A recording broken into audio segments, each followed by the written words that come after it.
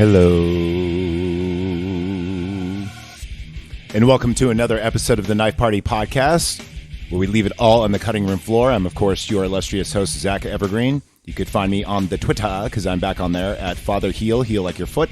On Instagram at Zach Evergreen. Zach, of course, is spelled with an H. And on the Patreon, patreon.com/knifepartypod, where you are probably hearing this on Friday the 13th.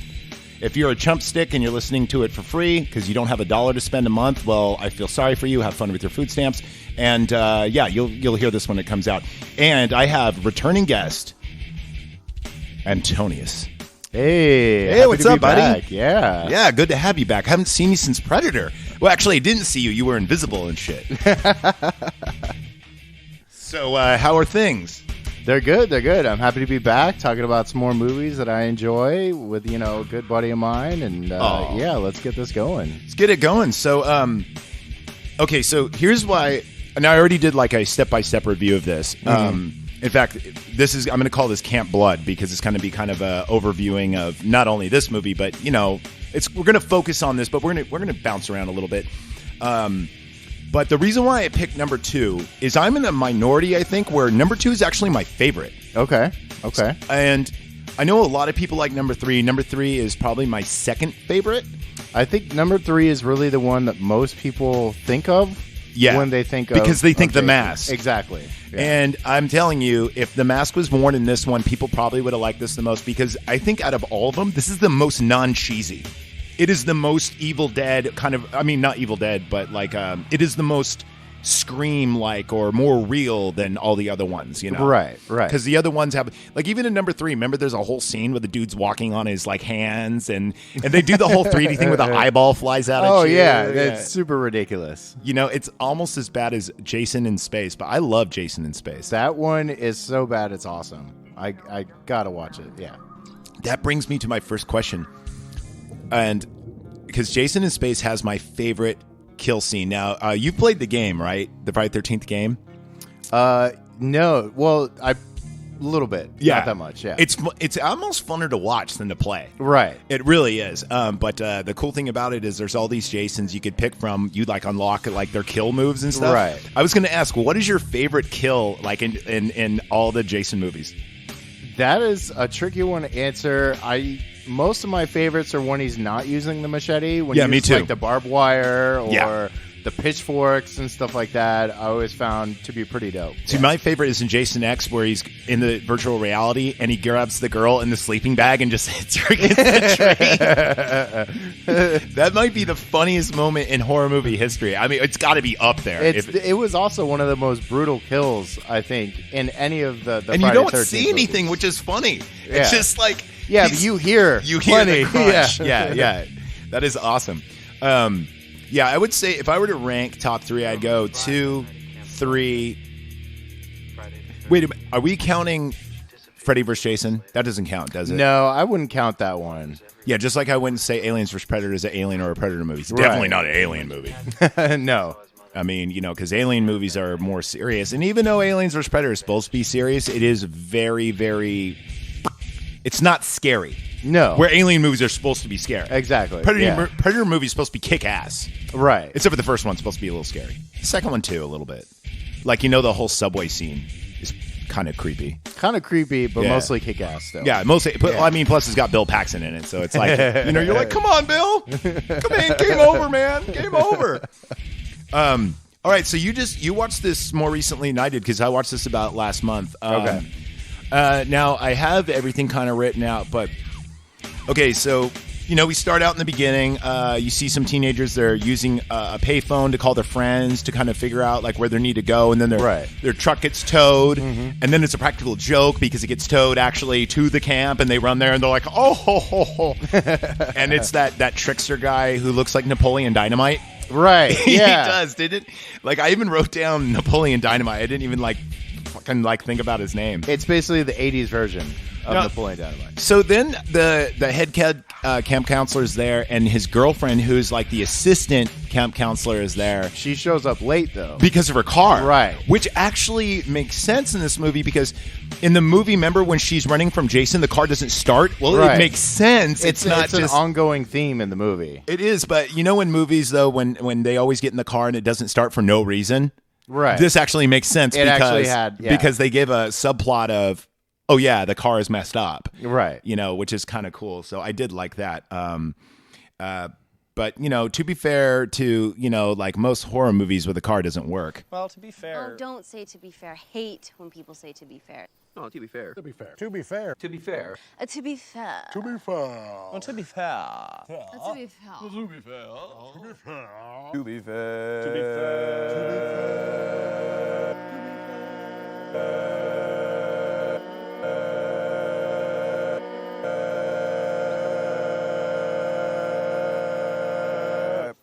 It is definitely an overused plot device where, you know, because the car makes you go fast. Right. And the killer goes fast, slow, because he's walking.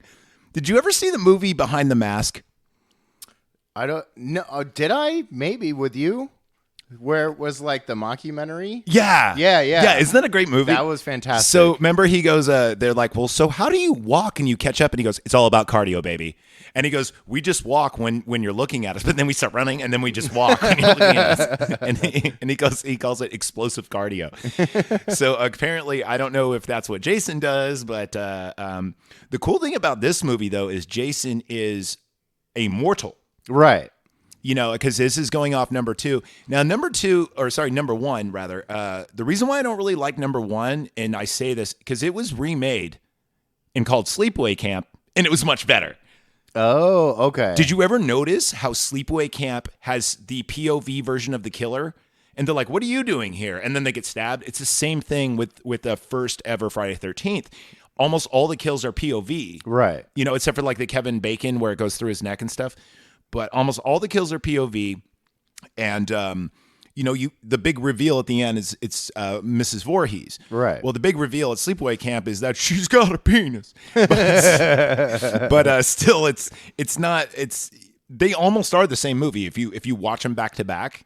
And I like Sleepaway Camp better. Friday 13th, you think Jason immediately, but of course, you know, we grew up watching scary movies in the 80s, early 90s. Right. And so we kind of already knew. Obviously, if you were growing up in 78, 79, this movie came out, it was a shocker. Yeah. But to our standards, it's like, we know. It's a little slow, and it just doesn't quite have the gore that we were used to seeing the later movies. Well, number two doesn't really have that much. It has cool kill scenes, but the blood isn't like gratuitous. Exactly. It's very minimal, and honestly, pretty much all but one of the kill scenes are very short. Yes. So the kill scenes in this are very, very effective because they're, like you said, they're short. They're like, and then they're dead. It's not like, it's not torture porn by any means. It's like elimination, the fastest way possible, whether it be the pitchfork or he only uses the machete in one kill, I think. And he sets traps in this too, which is really cool. Like he sets one trap in this. Yeah. Oh, he only sets one? I thought he set more than one. The rope. Yeah, the rope trap, and then he slits his neck with the machete after he gets trapped. And isn't that the doomed guy? Yeah. I love the doomed guy. No, the doomed guy is actually the barbed wire when he's doing the peeping he Tom. garrotes him. Yeah. He garrotes him. Yeah. But it's the perv guy who shoots the slingshot at what's her name's butt right in the beginning. Yeah. By the way, who's hotter, that or the other? Hold on, let me see what you carry on. Let me see if I can find their names real quick. Yeah, I don't remember the names. I think Terry is the girl that loses the dog. The right. hot girl. And she doesn't yeah. dress 80s. She actually looks like she could, dress like that now, which is kind of funny. And then there was you're thinking of the girlfriend of Vicky. Vicky is the girl that was into the no, not that. Vicky's the girl that is the hottest girl in it, the brunette who is into the jock that's in the wheelchair. Oh, okay. So she see, I was more into like the girlfriend of the guy who gets his car towed, his truck towed. I'm just not into blondes. It's hey, you know, More for everybody's you. got their thing. Yeah. But the cool thing about this movie too is this is before, and not that there's anything wrong with this, the plastic gigantic tits, you know, kind of cliche and Jason. Did Friday the 13th start this? Or because I know Nightmare on Elm Street always used girl next door kind of looking people. Exactly. Well, I think most horror movies used that back then because it was more believable to the audience. When did it become a token where you have to have? I feel like it was probably late 80s when like the height of fashion and everything else was going on. Yeah, and glam and all that. Mid Coke pre AIDS. Because I remember, like in Freddy vs. Jason, like the opening scene, she's going swimming and she goes, "Fuck you, then I'm jumping in," and then she's like got her boobs out and then she gets killed like immediately. Right? And everyone in the theater. Have you ever seen a Friday the 13th movie in the theater? Just Freddy vs. Jason, actually. And which was it a doesn't rock really count. concert? It kind of was, yeah. Same thing with me. We went, and then I saw Jason in Space, Jason X and Vallejo, and oh my God, it was a fucking awesome. It was like going to a hockey game. I heard so many people going, "I shoot that mofo," and just people like throwing shit at it. Was like Rocky Horror. People were throwing shit at the screen. It was awesome. And we saw the 12 o'clock showing like right after, because I got off work. I think, was that at Toys R Us? No. Oh, I think I did work at Toys R Us. We got off at 12 and the movie theater was just right behind. Right there. Okay. So we just got there and we didn't even tailgate. We didn't have time. We just smoked a joint like walking there, and then we saw it and we're like, this is fucking amazing. It was like I'm telling you, if you haven't seen, or if they ever replay any old school horror movies, especially ones as cheese as these guys, definitely go and see it, because it's just one of those things that, you know, it's not like do you ever see Just Friends? Yeah, of course. Yeah, remember when they go see The Notebook and everyone's quiet? They're like, shh. That doesn't happen. Let me get us some bed. What do you think? All right. Okay, there we go. A little bit of bed music. All right, so let's get into it now. So our first kill, if I'm not mistaken, is the doomed guy. And by the way, that doomed guy, why? Okay, really, why is he? I mean, he's so hilarious. It almost takes me out of the movie. And that doomed guy has been used so much more in a lot of other movies. You know, like Doomed. Yeah, like that character Yeah. has come out. And I mean, they may have started it with They even this used him in movie. South Park. It was like honestly really out of character or out of place in Yeah. the movie. It was like, okay, It this threw young me. couple, and then just this random dude comes up and is like, "You're doomed, I tell you, doomed." Yeah, they make fun of it also in Cabin Fever. They make fun of it, and like, you know, and what year was this? I think this was 81. This was 81. Yeah. Yeah. So right after was Pet Sematary came out, and they kind of had the same Doom guy, but that was by Judd, like a lot of history, and I'm out. Yeah. Oh, okay. Doom, and you go, Yeah. "Nah." But I think that was 82 or 83. I think it was 82. Yeah. So this movie kind of like invented the Doom guy in a way, which is kind of funny. Which also they used, it was a different character, but they had a doomed guy in Friday the 13th, I believe in the next two movies. I know in 3 for sure. Yeah. I think they had it in 4. What was as the well. one that sucked where it had the Necronomicon and they tried to tie it into Evil Dead? Is that Jason Goes to Hell? I believe that was Jason Goes to Hell. Dude, that movie's Yeah. terrible. It was when I was working at you with you at the retail place we lived. Hey, baby. And I remember on, what was it? I think it was on Amazon Prime.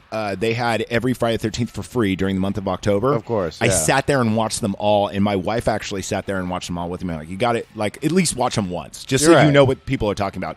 She tapped out at that movie, and I do not blame her. So, I mean, but still she saw Takes Manhattan. She saw, you know, the other ones. Takes Manhattan gets a lot of, like, love, too, which is weird because, A, he doesn't even go to Manhattan. There's one scene in Manhattan. Everything else was filmed in Toronto. And then half the movie takes place on a boat. Yeah. But it is a good movie, though. I mean, for what it is. You know it's in the realm of cheese. When do you think they jumped the shark? Do you think it was number 3 or number 4? No, I think it was actually number 5, because that's when Was that New Generations? the New Beginning. New Beginning. And number 5, spoiler alert, it's not actually Jason. Yeah, it's the kid that It's like a kills Jason. copycat. Yeah, Yeah. Just like in Jason Goes to Hell, I think it is. Remember when the he's going through the autopsy and the dude eats the heart, and it's like that evil. Right. Yeah, that scared the shit out of me when I was a little kid. It did. I mean, dude, I was in 6th grade, and just cannibalism always freaked me out. Well, not to mention though, and I think that Friday 13th shouldn't get all the credit, because right before that, this was like during Halloween or whatever, my mom got like a Showtime, and remember Showtime used to show the better movies than HBO, and then Cinemax showed good ones, but mainly it was softcore porn. But Showtime had like a whole Halloween thing. They showed Return of the Living Dead, which to this day still creeps me out, because Really? that movie is creepy, dude. I mean, think about all the little themes in it. Like, you see 2 guys zombifying as they go. You see the live brains, the tar man guy. Yeah. Like, there's so much. Send more cops. There's so many fucking like creepy things in that. But so you'd say that jumped the shark? Mm-hmm. I would say number 4, but either way, this movie at least is serious. For its day, yeah. It Yeah. was a serious horror movie. And so next, remember, we have the 2 kids running off. I think it's the Napoleon Dynamite guy and his girlfriend. They want to go see Camp Blood, because remember when the Napoleon Dynamite guy, they go off to the bar. They Yeah, go off you're to the right, bar, you're right, exactly. right. Yeah. So who goes? Okay, so I remember. So it's the couple you see in the beginning that get Yeah. their truck towed. The Yes. girlfriend wants to go see Camp Blood. Because they stop and there's a tree in the road and they move it, and then they see the sign that says Exactly. Crystal Lake. Okay, and then she's like, "Let's go see it. And then the head camp counselor does the whole thing where he goes, and then Jason Voorhees. They're doing that whole camp Ghost fire stories scene by the campfire, and then that's when Napoleon jumps out with a spear and booga booga scares Yeah. everybody, and then like just really dumbly he goes, and no more talk of Jason Voorhees. Yeah. It's like, well, why did you bring it up, dude? Right. Like nobody even knew about it until you said something. Yeah, exactly. It's kind of like if you don't have herpes and you're not showing, don't tell the girl. Wait a minute. Okay, never mind. Scratch that. Tell the girl. But be honest. But only if you're a girl. Okay. Oh. So, when they go to Camp Blood, though, they get caught not by Jason. They get caught by the sheriff, Right. who wrangles them in. And then he's like, "Aren't you going to do something?" And he goes, "Yes, I will." And he goes, "No second desserts for you." And then, if I'm not mistaken, the sheriff dies like right after, because Jason runs across the road. Exactly. And then I forgot how he kills him. So the sheriff chases after Jason through the woods and everything and ends up at Jason's makeshift cabin. Oh my God, that is the coolest set in all of this movie. And in fact, all the the Friday 13th movies, that shack is so fucking, like, for what budget they had, which was very minimal. You're right. That shack is so good looking. From like the evil toilet, from like the altar with the mom's head and the sweater. Right. Like, there is so much detail in that shack. Sorry to cut you off. Yeah. No, it's good. Yeah, and it made a lot more believable that, like, yeah, he's just a real person who's deranged and everything. Yeah, it was kind of know. like Texas Chainsaw Massacre if all of Bubba's family died. Right. Because it was kind of like a little shack of horrors, and but it was very. I don't know if this. Anyway, yeah. So he's behind him, and I think he kills him with a claw hammer. Right? Exactly. Yeah. And that's the thing too, is you don't actually see what's in the room. The sheriff opens The door and he back goes, room. "Oh my God!" Yeah, and then Jason clocks him with the back of the hammer. That's the other cool thing about this movie is Jason uses a different weapon almost for every kill, right. which is really awesome. It's not just, I mean, honestly, it gets to, and I think that's why they actually put him in the game, but it kind of gets like Mortal Kombat after like Jason 3, where it's just, how many deaths can we do with a machete? Let's find out. Whereas in this one, it's actually kind of improvised weapons, and like I said, he's mortal, because remember, he gets tackled a few times and wrestles and gets wrestled to the ground, which allows other people to escape, which I really dig, because it's kind of like in the first Halloween, Michael Myers is mortal. You could like stab him in the eye, Exactly. and even though you shoot him and he doesn't he still feels pain and falls down, but he just gets up because someone explained it to me that there is a condition of psychosis where you're so fucking insane, you don't realize that you're weak and you can actually pick people up, even though you just kind of like PCP, like you Right. break every bone in your body and you can get shot and you don't feel it, but you're still, because your adrenaline's so much up. Yeah. So I think that's, I mean, obviously that's not in this movie. It's definitely in Halloween, but I just do like the fact that Jason is fallible. He's not the Predator where he just picks you up and throws you against the wall and you go through the wall and you know, and dinner plates fly everywhere. Yeah, because like Jason is like, he's a big guy. You know, he's obviously, you know, But he's only big, like he's 6'3". strong. He's not like 7 feet tall like he is later on. Right, exactly. It seems like as the movies progress, he gets bigger and bigger and bigger until he looks like Super Shredder eventually. I mean, honestly, in Jason in Space, he looks like Super Shredder. Yeah, he's like 10 feet tall or 9 feet or whatever. Yeah, they he's said in crazy that movie. big. Yeah. Yeah. So, we left out the ice pick part in the very beginning. The Survivor girl. Right. So they kind of do a little bit of laziness in here, but I kind of like it. So this is why I always tell people watch this and not number one, is because the beginning of this movie is the ending of number one. Exactly. They show the last 10 minutes of the last act of the movie. Right. You really don't need to see it.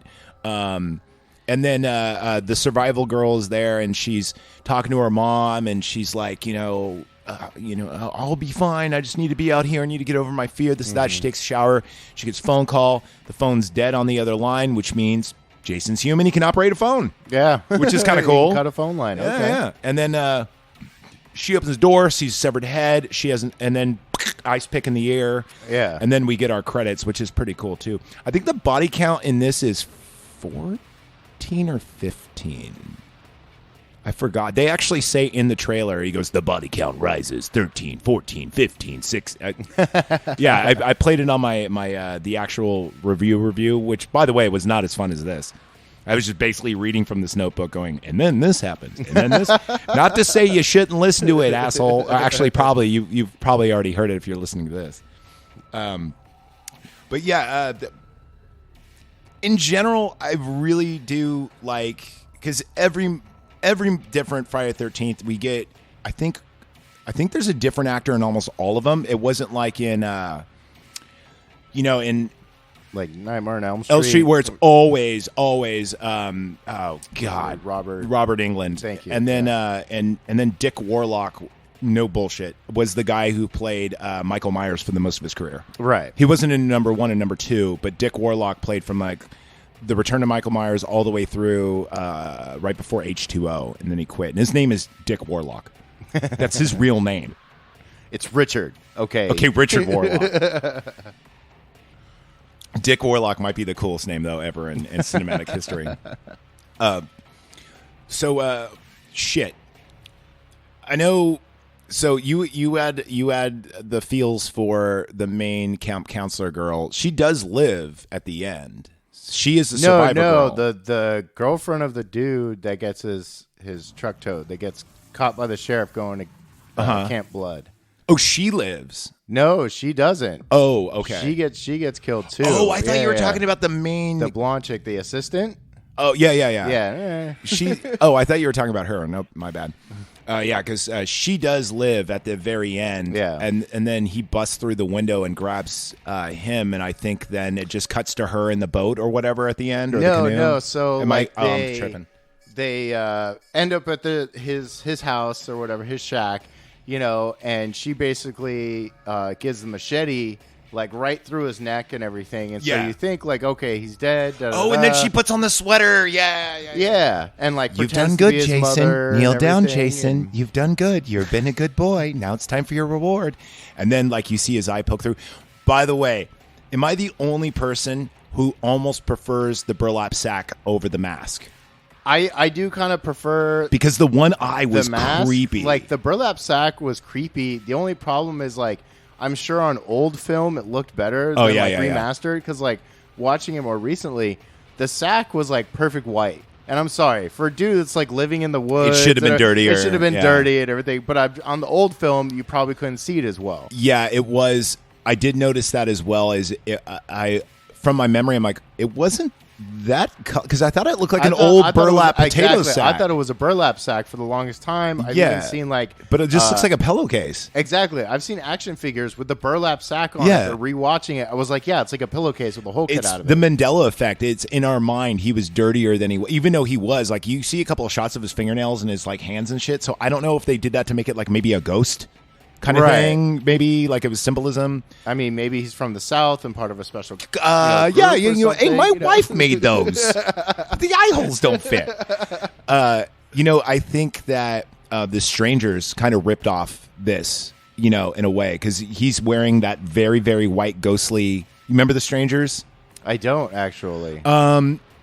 It was where this girl, this guy, and this other one, Josh from Vanaw, Josh the Show Killer, ripped off. When he was Uncle Spook, he would wear like the Stranger's mask, and it's like a white mask, and it just has two eye holes and then like one slit mouth. Oh, this I is know. wrestling, isn't it? No, this is a movie. Oh, movie. Okay. It's a movie. Okay.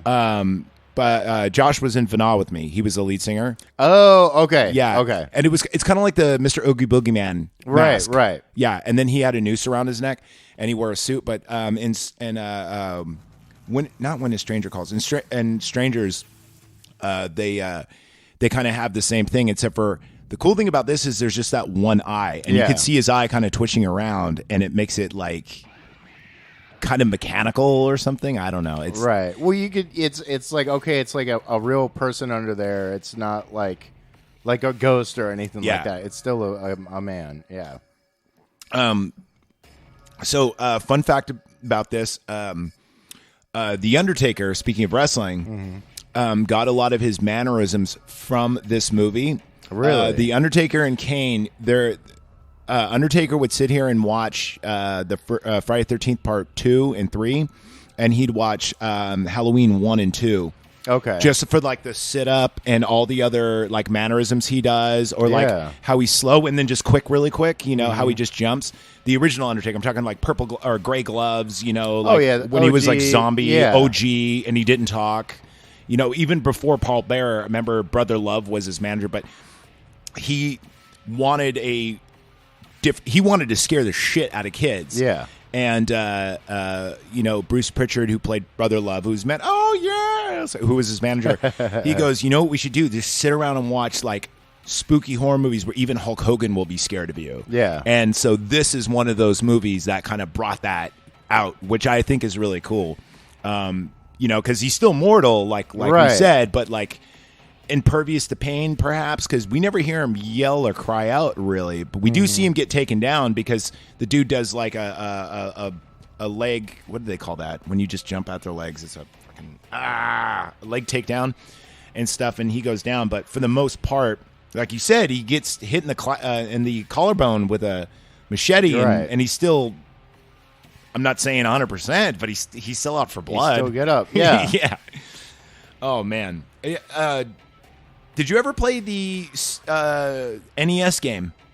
No. Oh wow. Okay, that game was actually the first video game that scared the shit out of me and my friends because you had to go to all the cabins and light all the lights to Okay. scare them away, right? But no matter where you were, because there were so many cabins, first off, the game was almost impossible to navigate because no matter where you were on the map, you had to figure out where to go on the map. It was always side-scrolling, so you didn't know where the fuck you were. You would get, and the game did this on purpose to make it seem like you were lost in the forest. Right.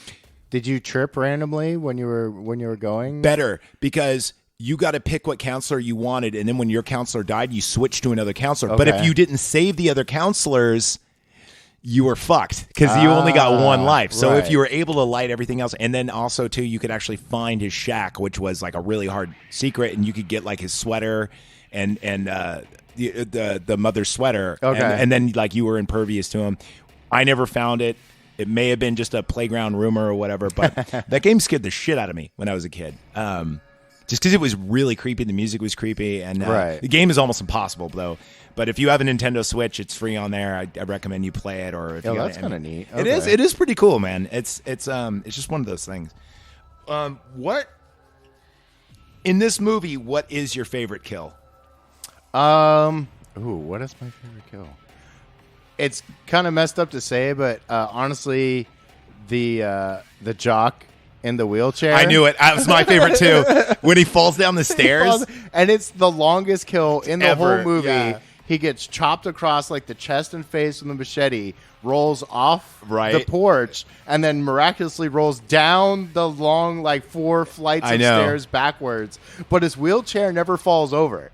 Yes. He rolls down the whole flight sitting in the wheelchair. I know it's pretty funny. Not Jeff. Jeff and Sandra are the one you're talking. Sandra is the chick I think you were Yeah. into, right? Mark is the jock dude. Yeah. So what happens is Vicky and Mark are playing video games while they're playing like that little handheld tiger the handheld football game. or the And hockey. Jeff and Sandra are up boning, and Vicky is coming on to Mark, and like I am so jealous of Mark right now because like dude, Vicky is so. I don't know why. I just saw her and like I know she's gonna die, but I like her character, her sense of humor. Mm-hmm. Like she was. Out of all the kill girls in this, I actually was sad. I wasn't like I was really bummed when she dies, even though I know it was going to happen because I've believe it or not, I've only seen this movie three times. Okay. I saw it once when I was a little kid, barely remember it because we had like Friday 13th marathon. I think 6th grade maybe. I don't know. wow. We were sitting. It was just one of those things where Jonathan Fallon. We would always sit around and we'd play like magic cards or we'd play like a computer game or Nintendo, but we'd always have like another TV and just horror movies we'd be playing, or Cool. we'd be sitting there drawing or whatever, Yeah. And I just remember seeing it, but it was like second screening it, even though there wasn't a term for that at the time. And I just remember, so barely even remember this movie because when you're a kid and it's a slasher movie, you just kind of remember the slasher scenes. You don't really remember. Yeah. You know what I mean? There's the plot line really. You were like, oh, there was a plot? yeah, Like, what? Well, later on, there's not a plot, but so remember, Vicky says to Mark, she goes like, so like, what's the deal with the chair? And he's like, oh, well, doctors say we'll never be able to walk again, but I'm gonna prove them wrong. And he's like really about it. Like he's like, always working out, and he's like, yeah, I'm gonna walk again, this and that. And this is why I like this movie. You actually like the characters. Yeah. You don't want them to die. I mean, some perhaps, but like Vicky, Mark, Sandra, Jeff, I actually like those characters, and I actually get bummed. There's the ones that are left behind while everyone else is partying. Those characters are actually my favorite, and it's kind of cool that they gave them such a backstory. Well, we get more backstory from them because they're at the cabin by themselves, And so then Vicky and Mark, the best pickup line she says, she goes, so is it only the legs, huh? Which is like the best pickup line. So then anyway, she goes, let's meet up at my cabin later. And then that's when she gets all like in her hot lingerie and stuff. And then she's spraying herself with cologne. Then she goes psh, psh, downstairs. I always laugh at that scene. I think I even have it written down here. Hold on. Dude, it was great because she like was spraying on her neck and wrist and everything, does a little in her bra, and then she looks in the mirror and gives this like smirk, like yeah, why not? Why and not? then just like sprints Exactly. a little down there. Let me see my notes. I want to read this real quick. Thunderstorm appears. Mark is impatient because looking for Vicky. Vicky goes to look, but Vicky returns to the main cabin, vagina smelling of perfume, looking for Mark. Sandra and Jeff and Jason comes out of the bed wearing a pillowcase, slashes at Vicky in the right and stabs her with the chef's knife, which is very sad. Her death is cool in a way, though, because he misses. It's not just death, it's like he slashes and he overreaches and he gets her in the leg and she's like, fuck, but then, she gets hers.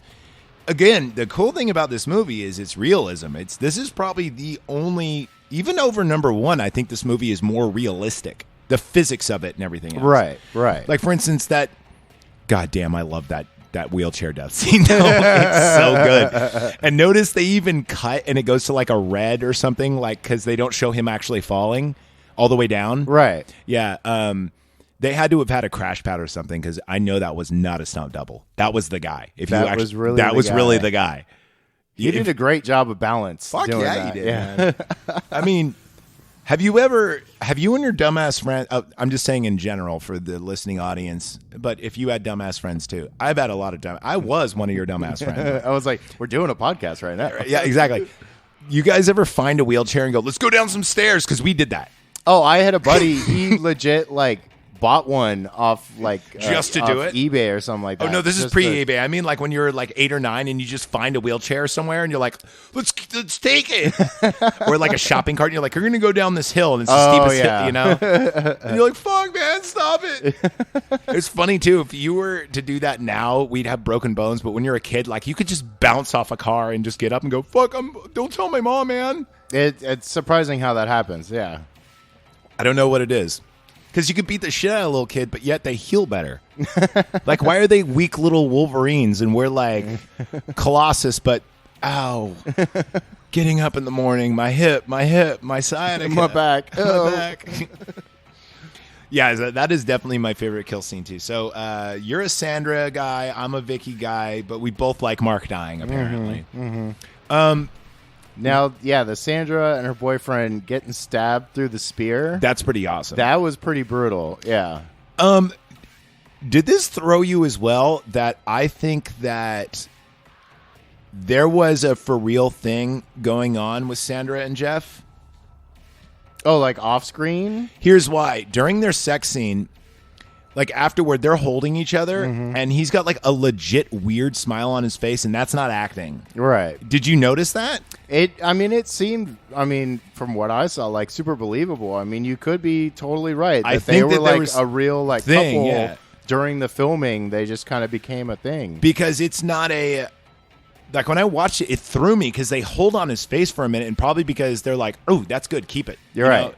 But he's got like this weird, like nuzzly noise he does and like this weird smile on his face. I'm like, okay, that looks they pretty were doing real. it- maybe they were doing it for real, and you know. I just watched American Werewolf in London. Oh yeah. Okay. The sex scenes in that movie, they were naked. Okay. And also, you know, the porno scenes in that movie? Right. Did you know that they actually directed that porn? Oh really? Okay, so I here's the story. did not know that. So in the scouting of that movie, when they were scouting the movie, Landis sees this theater, and it's like a normal theater. In fact, in the beginning of the movie, when they go to the Slaughtered Lamb, and he goes, "What's the star for?" And the Alamo. And remember, and then the guy tells the joke about. Do you remember that part at all? Okay. Anyway, he goes, "Yeah, the Alamo," and he goes, "Oh, I remember that film. It was bloody." And then the other guy goes, "It was bloody awful." And he goes, "I saw it in Piccadilly Circus." So the reason why is that movie was at the time playing at Piccadilly Circus. Then they go Okay. to film at Piccadilly Circus, and guess what? It got changed over to a porno movie or a porno theater. Oh, okay. And instead of, because they didn't have permits, they were guerrilla filming it. Landis was really good at guerrilla filming, right? So then they go, okay, shit, what are we going to do? And then Landis goes, we're going to make our own porno. So he actually hired 4 porno actors and made a real porno. Wow. Okay. Just without penetration. But I've actually seen the making of the movie. It's called Beware the Moon. It's fantastic. 'Cause I just bought the Blu-ray because I couldn't find it anywhere to buy. And you actually see Landis, and he's sitting there. He goes, "This is the first movie I ever made." And you actually see them fucking in the background, and you see like pubic hair and bush and everything. Now you don't see penetration, but it's there. they're naked. Yeah. You see the dongs and everything. So that's dude, American Werewolf in London. Take it. I just reviewed it. Like I said, I wish the sound quality was better. I had an issue with the sound quality, Okay. but definitely a rewatch. For if you haven't seen it in a minute, it's fantastic. But yeah. Anyway. I think that back then they did things a little differently. Now, I'm not saying it was smut or it was, meant to be like pornographic. I think it was just meant to be real. Right. And that scene just strikes me as being a very, very real sex scene. Not saying that they were doing anything, but I'm saying like there's chemistry there that you can't kind of fake. Right. Unless that guy's a fucking trained actor and there's no way that like 20-year-old kid was a trained actor. Was that good? Yeah. No, there's no way. They just don't. And I'm pretty sure, if I'm not mistaken, most of the kids that they hired in this were for real camp counselors, and obviously none of them you've seen ever in a movie again, and none of them. It wasn't like the first Nightmare on Elm Street where they actually went to actual agents. You're right. Like Johnny Depp was one. Like Wes Craven actually went through agents. I'm pretty sure that all the Friday 13th until maybe like 3 or 4. I think they just actually hired people in the area that were like teens or camp counselors or whatever, Right. and probably gave them like $250, which at the time, like you would say, yeah. Yeah. In Oh, of 1980, course, yeah. $250 was a lot of money. plus to be in a movie and everything like that. It's like, sure, I'll do that. Yeah, Okay. dude, bragging rights. I mean, the Matrix, the second Matrix, not the first one, was some of it was filmed in over here in Mare Island in Vallejo, Okay. next town over, and they were having extras, and I was about to show up just because. But the funny thing is, I was called Matrix all the time because I used to wear a black like leather trench coat, like a you duster. were one of those guys, yeah. Of course I was. Dude, I mean, I wasn't Columbine, but I was fucking close. I just didn't have... I had swords and not firearms. Not that school shootings are good. I'm just saying, to make an omelet, you got to break a couple eggs. Anyway, so... Don't cancel me, bro. Send all your hate mail to knifepartypod@yahoo.com. Keeping it old school. Keeping it old school. So, yeah, those are my favorite characters is probably you too, because Sandra, Jeff, and Mark and Vicky, you actually feel for them. The cop, I really don't care about. The No. Doom guy, I don't. The No. cop has one of the coolest scenes, though, because, we actually get to see the cabin. So let me ask you this, because they were talking about, at the end of number 1, you see Jason come out of the water and pull down Survivor Girl. Right.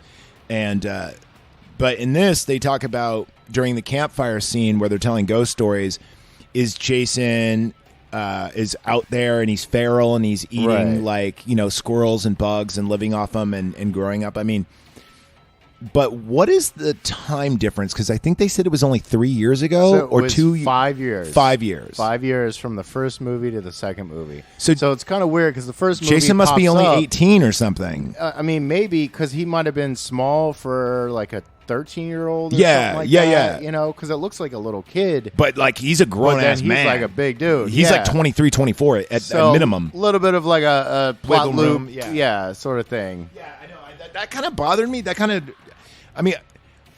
but maybe too, the news came out later. You don't know, because remember they're trying to keep it like hush hush in a way. Right. That's why the cop. But they bring up the 5-year thing like multiple times. Yeah, they bring it up. In fact, even in the movie trailer, they said 5 years ago, Friday 13th. Right. 13 people were murdered. Why would it be any different?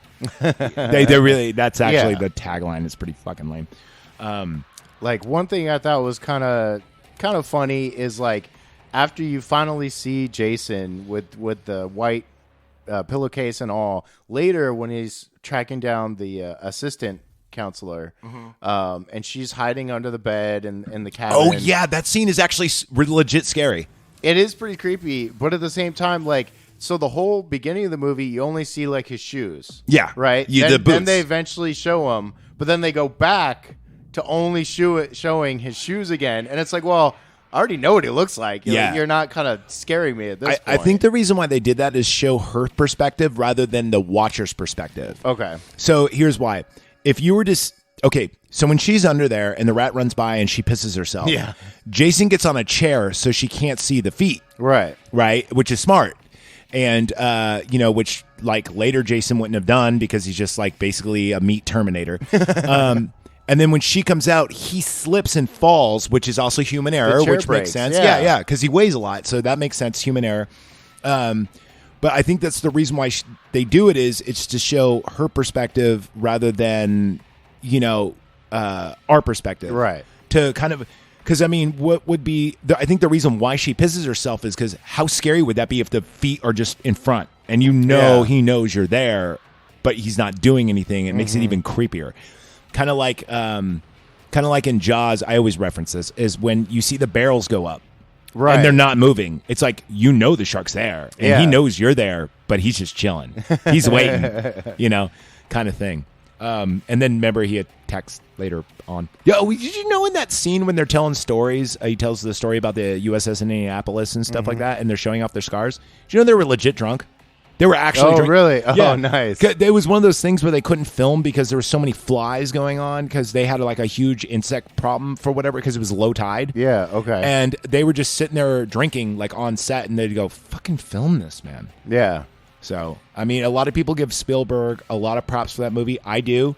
But honestly, like a good 30% of that movie was all just reaction, like chemistry. Kind of like the same thing in again American Wolf London. I just bring this up is the beginning where you see Jack and David and they're talking on the moors. They were just really bullshitting. Okay. And again too, we were talking about real life relationships in a movie. Just watching The Fly, Gina Davis and Jeff Goldblum were actually fucking dating, Right. and their interaction and everything else, and like that was like chemistry, really how it they was real. It was real. Yeah. And not Bartok. Fuck, what's his name? You know her boss in the movie, who's the ex boyfriend. Jeff Goldblum had to be removed from set because he got so upset, like when, yeah, because he was kind of like, he wasn't like really pervy to her, but his personality was kind of slimy and shit like that. Yeah. And he actually got, he had to be removed from set a couple of times, which is good. I mean, I do like, and I hate it in movies when people are so read my line. That's why I think, I was just talking to somebody about this today because, we were talking about, scary movies and I said, the scene in American Wolf in London when Jack goes, "Oh, fuck, David, fuck. It's circling us." Like, that is the most natural reaction, is when you're really scared, you go, shit. You're not, like, actually scared. Mm-hmm. Yeah, I mean, you are, but you just go, geez, really? Right. It's like this disbelief that you have to hear yourself talk in order to kind of, like, talk you out of it.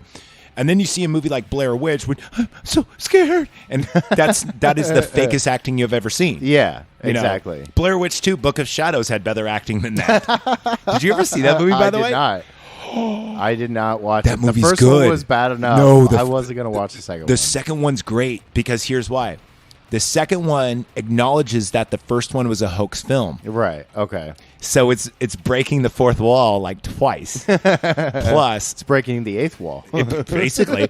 Plus, all the actors are really good in it. They're no names, and it's really, it actually is a good movie. Even though it's only a 13% on Rotten Tomatoes, but the reason why is because you don't get it. So it's made for people like you and I, who are. It's kind of like Scream, where it wants you to know that it's a movie for you, or like Behind Right. the Mask. It's like a movie for horror movie fans, Right. not for critics, because they want you to know, hey, we know you're a fan. That's why we're doing this. Yeah. Because you never saw that shit coming. There's even parts in the movie too where you're supposed to. This is back in the day of VCR.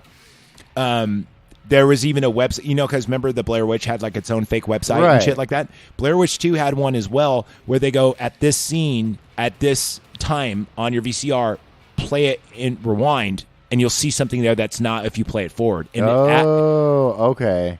and it That's actually actually worked. pretty dope. And Okay. It was cool. Like, there's a scene where one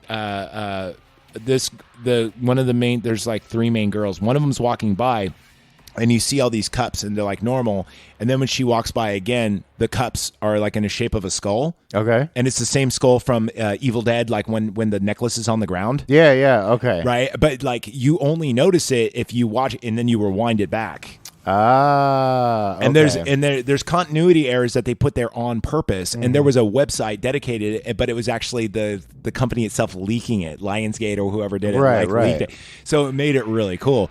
Like there's a scene where, and the whole movie is about they're trying to do a documentary of the Blair Witch, if it was fact or fiction, this and that. So it's all these people that are like internet sleuths that are trying to figure out like if it was a real movie or it was not.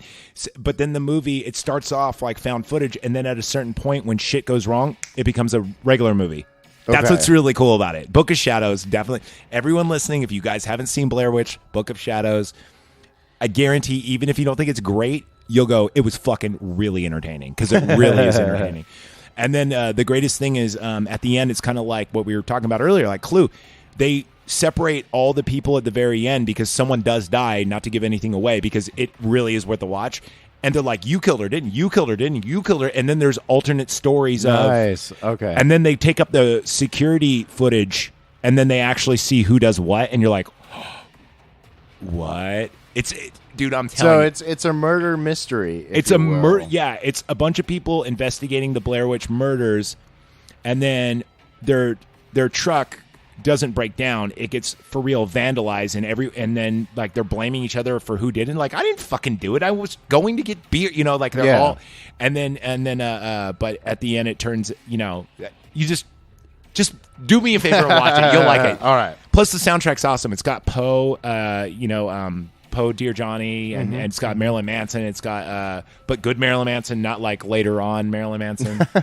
Like this is pre-Mechanical Animals. Even though Mechanical Animals was not bad. No, that was still good. It was good. Yeah. It was right before it kind of post got like golden age. There you go. Is yeah. But the high end and low was good. That's when he kind of came back a little bit. I saw that tour. It was pretty cool. Shit. Let's see what else. Out of all the Friday the 13th, where would you rank this? Let's say, I think there's 9 of them. Let's not count Jason X, because it's called Jason X, and let's not count Freddy vs. Jason. So I think, and let's not, Jason Goes to Hell would be the last one. I think that's number 7. I think that's number 8. Wow. Shit, Yeah. so there's 10 of them? Because, Jason X, Jason 10. Oh, I thought it was called Jason X because, I guess you're right. I thought it was Jason X because everything was X in the 2000s, like extreme. Like extreme deodorant. You remember EXXTREAM? Extreme. Oh, God, I do remember that. Yeah, available at the dollar store. Dude, right? And then remember Method Man and Redman were pushing their extreme speed stick deodorant? Oh, yeah. Dude, extreme was everything. It was, yeah. And wrestling, everything. And you had the Hardy Boys extreme. So I thought it was X just because everything was extreme. Even Final Fantasy made Final Fantasy X. They didn't call it 10. Fucking game is awesome though, except for the main character Titus' little pussy. Where would you rank this? So like weird fun fact that I learned. I guess not really that weird, but so this movie number 2, it came out in 81, right? So up to number 8. I think it was number 7, came out in the 80s. Yeah, I so think it was year by year. It was almost year by year. There was a Wow. couple year gaps, but there was 7 total Jason movies from 1981 to 1989. Damn, talk about fucking power. They're like me where they pump out 2 podcasts a week. Just pretty insane. So, I mean, it's kind of crazy. Honestly, I would rank this probably top 3 out of those. So I'm going to say you're probably, number 3, number 2, and number 5? Am I right? Realistically, I'd have to go back and rewatch them all. Yeah. Because I've recently watched, 1, 2, and 3. But I need to go through the rest of them before I could really get a proper countdown going So on. here's my throw out from last time when I watched them all. I would say it would be 2 for its realness is number 1 for me. 3 because we see the mask and it still has some semblance of realism to it. Right. Well, the mask was used as a prank by another character Yeah. in 3. But you know how the actual mask came about, right? I don't. Okay, in number 3 when he's hanging there and he actually takes off the mask and you see his the face? end, yeah. Okay, so they were actually supposed to use that prosthetic the whole time and he was supposed to have like a hood. But not covering his whole face. Okay. And then for whatever reason, like the guy left it at his hotel or whatever, and they drove out to the locale, and there was no time.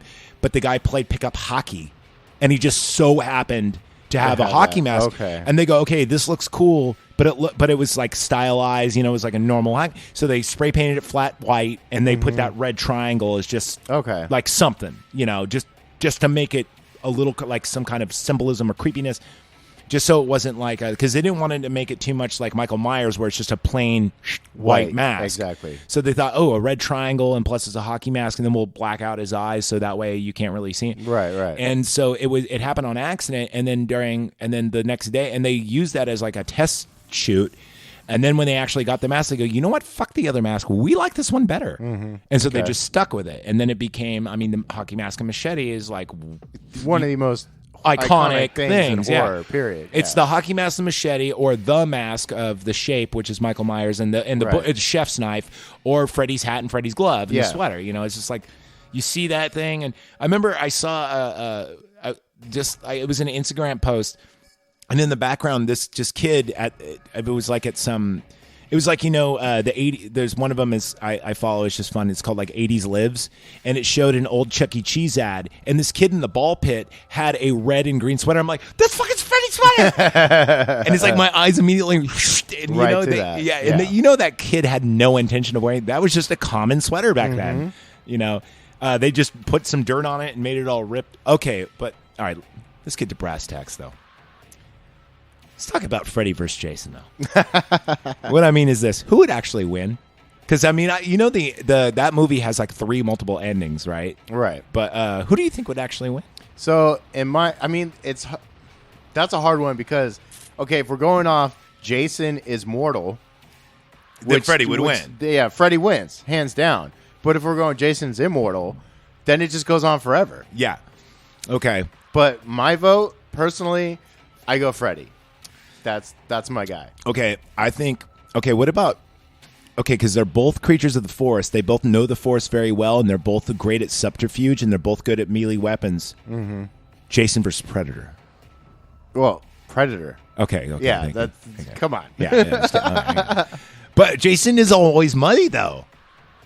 He is always muddy. But not muddy enough. Not muddy enough. Okay, Yeah, all right, and all he's a right, big all right, dude. fair He's enough. breathing hard. I mean, come on. Yeah. He's putting a lot of CO2 out there. You can see that Yeah, shit. right. Yeah. Okay. All right. Okay, what about later Jason versus Predator? So like immortal Jason. Yeah, like Jason X, like Space Jason. Oh, like the 10-foot tall Jason. Yeah, yeah. Honestly, my money's still gonna be on Predator. Thank he's you. got the disc blade. He's Yeah. got the net. He's got All right. all these things. Like he's gonna win. Plus, I think the cool thing with that is Jason keeps coming back.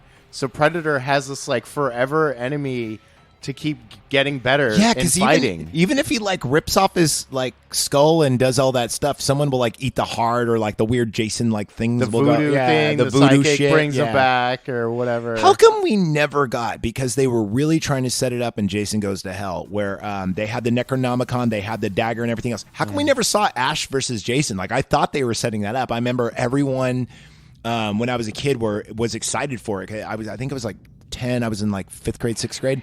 And all my friends, this is I knew about Army of Darkness, but I didn't know about the Evil Deads. I thought Right. Army of Darkness was number 1. Right. Because that was the first one that actually, made it to theaters. Yeah. And I remember seeing that. I'm like, dude, he's the coolest guy ever. He's got a shotgun and a chainsaw arm. Like, he's like Mega Man, but horror, And then, but they were setting it up where it seemed like they were going to do Ash versus Jason. And I don't know if it was because of legal rights or what, because if I'm not most likely. but wasn't they both ended up under Lionsgate, did they not?